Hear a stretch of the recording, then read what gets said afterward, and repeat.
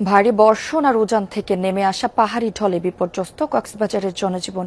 এখনো বন্যার পানিতে তলিয়ে আছে চকরিয়া, পেকুয়া, মাতামুহুরী সহ বিভিন্ন উপজেলার নিম্ন অঞ্চলের বিস্তীর্ণ এলাকা। প্রত্যন্ত অঞ্চলের লক্ষাধিক মানুষ পানিবন্দী। তীব্র সংকট দেখা দিয়েছে খাবার ও বিশুদ্ধ পানির। প্রশাসনের পক্ষ থেকে ত্রাণ সহায়তা দেওয়া হলেও তা অপ্রতুল বলছেন বানভাসীরা।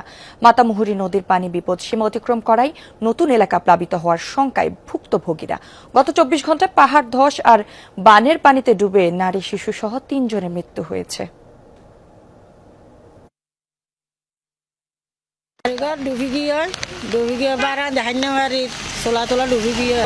অবস্থা আল্লাহ দিলে পানি একেল গর্ভতর 4 ইঞ্চি 5 ইঞ্চি তারপরে এর নিচে উড়ান গর্ভ রাস্তা তৈরি